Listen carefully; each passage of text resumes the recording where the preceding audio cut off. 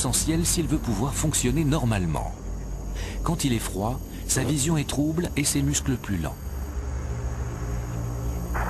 Mais quand sa température augmente, ses sens sont plus aiguisés.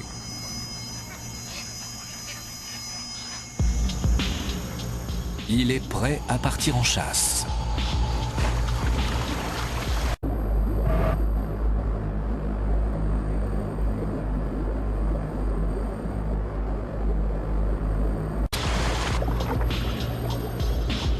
L'alligator est dans son élément.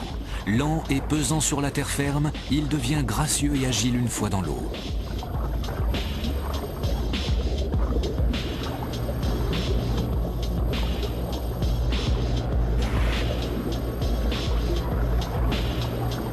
En plongée, il peut retenir son souffle pendant 60 minutes, ce qui lui donne un grand avantage en tant que prédateur. Sous l'eau, une membrane spéciale recouvre ses yeux un peu à la manière de lunettes de plongée.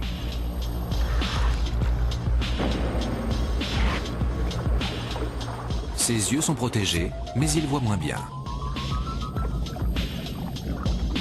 Pour compenser, il dispose sur son museau de pores très sensibles qui réagissent à la pression de l'eau, comme la ligne latérale des poissons.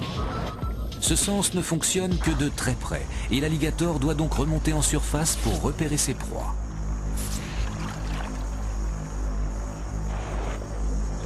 À l'air libre, son excellente vue lui permet d'inspecter les environs à la recherche d'un mets appétissant.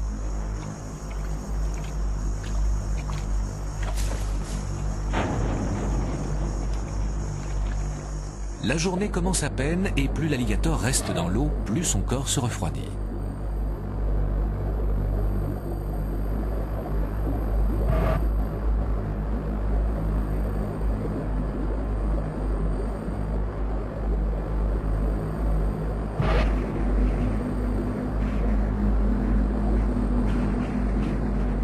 Il doit passer à l'attaque sans plus attendre.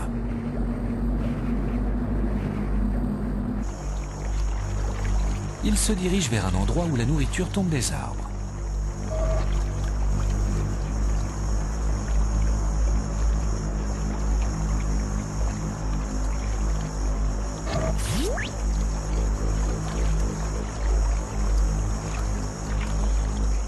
De décembre à mai, les aigrettes se réunissent en colonie pour se reproduire et élever leurs petits. Cela peut prendre un tour très agressif. Ils tombent facilement du nid et c'est exactement ce qu'attend l'alligator.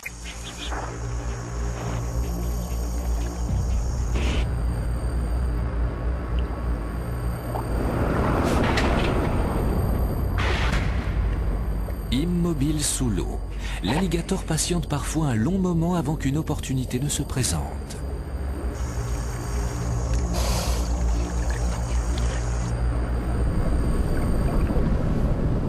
Il se met en position juste sous le nid.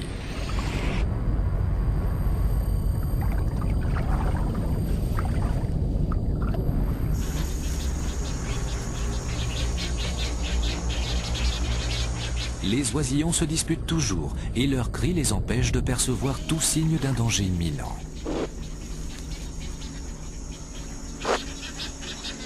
L'alligator se déplace lentement, manœuvrant son immense corps en créant un minimum de mouvement dans l'eau.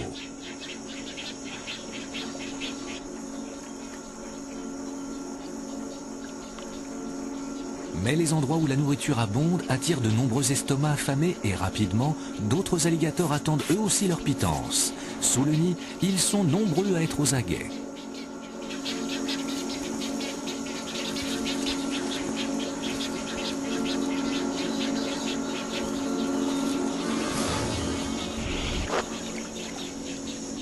Certains ne comptent même pas sur la chance. Ils s'attaquent aux branches inférieures de l'arbre sous la colonie d'aigrettes dans l'espoir de faire tomber un petit de son perchoir.